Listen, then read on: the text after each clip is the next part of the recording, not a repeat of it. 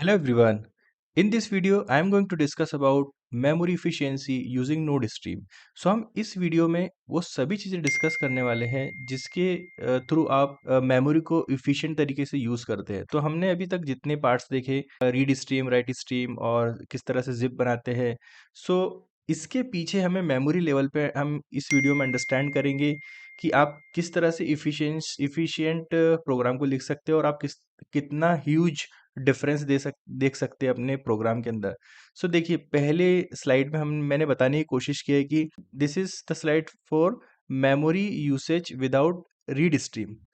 यहाँ पर आप देख सकते हैं मेमोरी का यूसेज कितना है, 472 MB ये मेमोरी यूज कर रहा है अभी हमारा नोड जेस सर्वर विदाउट रीड स्ट्रीम। यदि हम यहाँ पर सिर्फ और सिर्फ सिंपल डेटा को रीड करते हैं यूजिंग fs.read फाइल फंक्शन, इसमें हमने रीड स्ट्रीम को यूज नहीं किया है।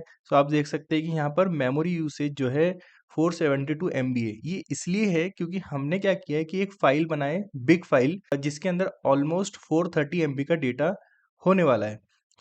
रीड करते वक्त इसने क्या किया कि जो पूरी फाइल का कंटेंट था वो मेमोरी में लोड कर दिया। इसकी वजह से इसका मेमोरी यूसेज इतना हाई हो गया। ये एक इनएफिशिएंट तरीका है क्योंकि इसमें हम पूरे के पूरे फाइल को मेमोरी में लोड करवा रहे हैं, इसलिए हमारी मेमोरी देखिए 472 MB तक रीच कर गई। ओके, अब इसके बाद ये दूसरा ग्राफ देखिए, memory usage after read stream. मैंने उसी प्रोग्राम के अंदर सिर्फ और सिर्फ एक लाइन को चेंज करा हमने, उसके अंदर हमने सिर्फ रीड स्ट्रीम को अप्लाई करे। रीड स्ट्रीम को अप्लाई करने के बाद आप देखिए मेमोरी यूसेज कितना हो गया। मेमोरी यूसेज कितना हो गया, 52.7 MB। आप देख सकते हैं कि it's a huge improvement, huge success in memory, in terms of memory. आप देखिए कि पहले हमारा मेमोरी यूज हो रहा था 472 MB, नाउ अभी it is getting use almost 52 MB। आप देख सकते हैं कि 90% मेमोरी रिडक्शन यहाँ पर हुआ है, हमने 90% मेमोरी को यूज सेव किया है। आप इस तरह से मतलब स्ट्रीम के थ्रू अचीव कर सकते हैं। So let's see the example. सब उसके लिए हम क्या करेंगे, सबसे पहले हमारा एक सर्वर बनाएंगे। तो आप अपने कंप्यूटर में या लैपटॉप में कहीं भी जाइए और एक फोल्डर बना लेते हैं हम इसमें, स्ट्रीम एग्जाम्पल 3 करके। ओके, इस फोल्डर में जाएंगे, स्ट्रीम एग्जाम्पल 3, और यहाँ पर हम नोड जेस के प्रोग्राम को इनिशियलाइज करेंगे। नोड जेस npm init -y। इससे क्या होगा कि हमारे पैकेज डॉट जेसन क्रिएट हो जाएगी। नाउ अब इंस्टॉल करने वाले हैं npm इंस्टॉल एक्सप्रेस को एंड नोडमोन को। एक्सप्रेस सर्वर का हेल्प से हम यहाँ पर रीड करेंगे। हम एक्सप्रेस से क्यों यूज़ कर रहे हैं वो आपको अभी थोड़ी देर में पता चल जाएगा, क्योंकि इसके अंदर हम एफिशिएंसी को देखने के लिए हम एक्सप्रेस का एक मॉड्यूल यूज़ करने वाले हैं, इसलिए हम यहाँ पर एक्सप्रेस कर रहे हैं। अदरवाइज हम सिंपल सर्वर से भी इसको अचीव कर सकते थे। यहाँ पर हम क्या करेंगे, देखिए यहाँ पर हम सिंपल index.js एक फाइल बनाएंगे जिसमें हमारा सर्वर होगा। उस index.js को बनाने से पहले हम क्या करते हैं, एक बिग फाइल बनाते हैं। लिखेंगे यहाँ पर create big file dot JS. उसके लिए हम क्या करेंगे, कॉन्स्ट fs मॉड्यूल का हेल्प लेंगे, require fs module, then will create write stream using fs module. लिखेंगे fs dot create write stream.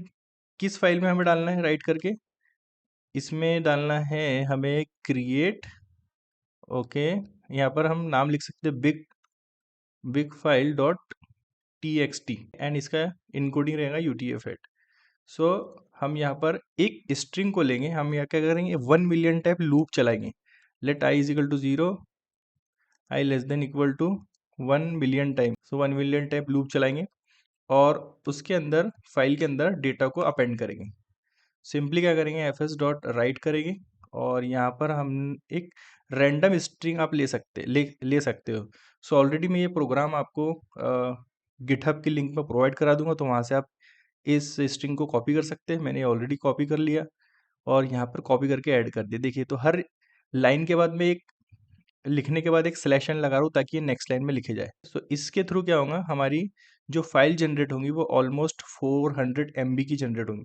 हम क्या करते हैं, सबसे पहले फाइल को जनरेट करते हैं। उसके लिए लिखेंगे हम node create big file dot JS. देखिए अभी हमारे पास यहाँ पर कहीं भी आप देख रहे होंगे कि big file dot T X T नहीं है। जैसे हम इसको हिट करेंगे तो big file dot T X T, यहाँ पर हमसे थोड़ी मिस्टेक हुई तो हमको यहाँ पर एफ एस की जगह डब्ल्यू एस लिखना चाहिए, क्योंकि हमने F S W S object के अंदर स्ट्रीम बनाया।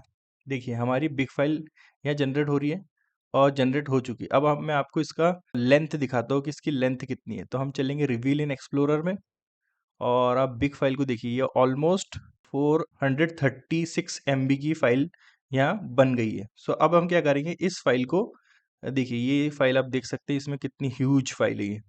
सो इसमें 1 मिलियन रिकॉर्ड्स, 1 मिलियन लाइन्स है। सो अब इसको क्लोज करेंगे और इसके बाद जाएंगे हम हमारे इंडेक्स डॉट जेएस पर, and before that I will go to script, then here I will try to write start and nodemon index.js and I will start the server, npm start।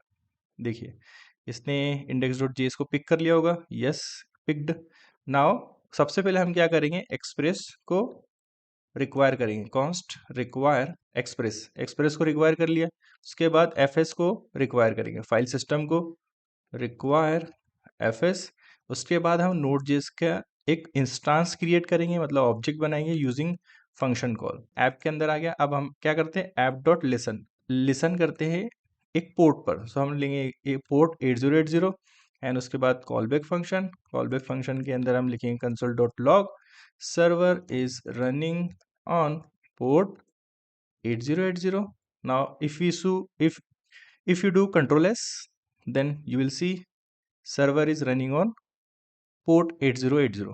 अब हम यहाँ पर क्या करेंगे, सिंपली ऐप डॉट गेट लिखेंगे और जो root level का रहेगा राउट, उसके अंदर request and response callback function ले लेंगे।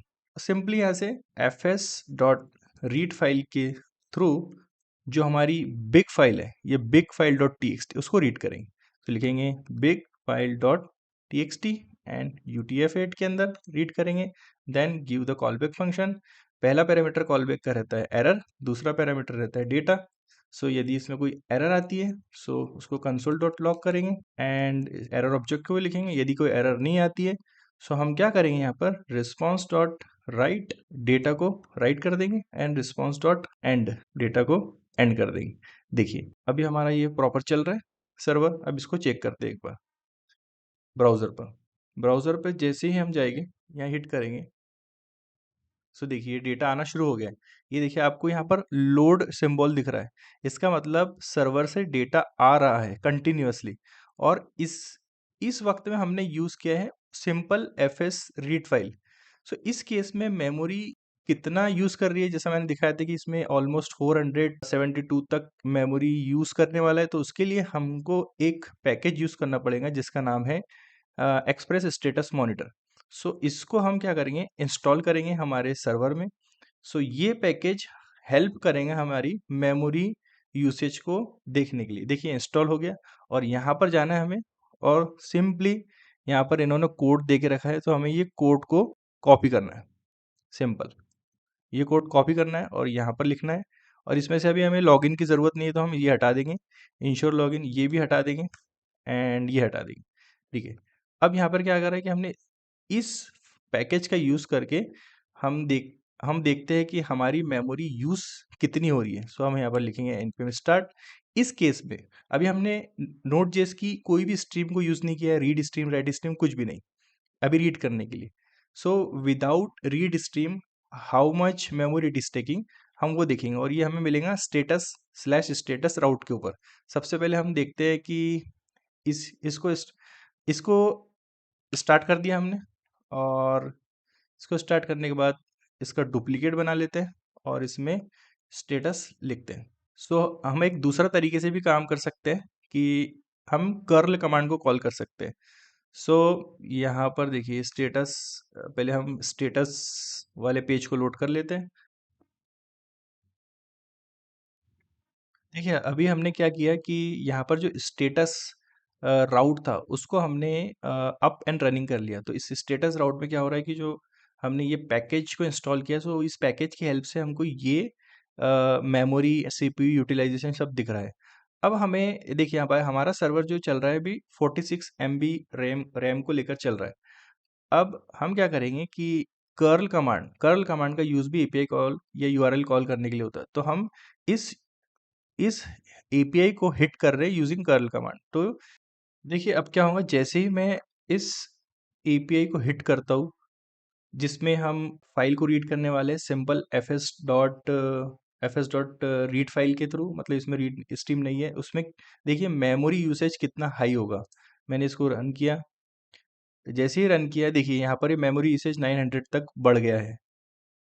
सो आप देख सकते हैं कि कितनी मेमोरी यूटिलाइज कर रहा है। अब हम क्या करते हैं, अब हम इसी प्रोग्राम को थोड़ा सा चेंज करते हैं और इस कोड को हम कमेंट कर देते हैं। इस कोड को कमेंट करने के बाद क्या करेंगे, सिंपली यहाँ पर हम एक रीड स्ट्रीम बनाएंगे and fs dot create read stream, और यहाँ पर फाइल का नाम लिखेंगे big file dot txt and UTF-8 encoding देंगे। यहाँ पर हमने क्या किया, एक स्ट्रीम बनाया, मतलब एक पाइपलाइन को तैयार किया। अब इस पाइपलाइन को हम सिंपल क्या करेंगे, RS read stream dot pipe connect कर देंगे रिस्पॉन्स ऑब्जेक्ट के अंदर। अब इसको कंट्रोल एस करेंगे। अब आप देख सकते हैं कि जब मैं इस एपीआई को हिट करूंगा, इसके अंदर रीड स्ट्रीम इम्प्लीमेंटेड है, तो इसका सीपीयू यूटिलाइजेशन आप देखिए। देखिए इसका CPU utilisation only 1 to 2 MB और 3 MB बढ़ रहा है जब तक के डेटा रीड होगा। सो आप देख सकते हैं यहाँ पर कि हम मेमोरी को ऑलमोस्ट 90% टू 92% तक रिडक्शन कर पाए। यही एक इसकी स्ट्रीम की ब्यूटी है गाइस। सो इस वीडियो को आप अच्छे से देखिए। यदि आपको एक बार में थोड़ा सा ओवरवेलमिंग लगता है तो आप इसे एक बार फिर से रिपीट कीजिए, क्योंकि ये कॉन्सेप्ट बहुत इंपॉर्टेंट है। यदि इफ़िशिएंट तरीके से हमें प्रोग्रामिंग करना है, नोड.js सर्वर को लिखना है, तो ये वीडियो बहुत बहुत इंपॉर्टेंट है। So that's it guys in this video. मिलते हैं नेक्स्ट वीडियो में। Thank you very much.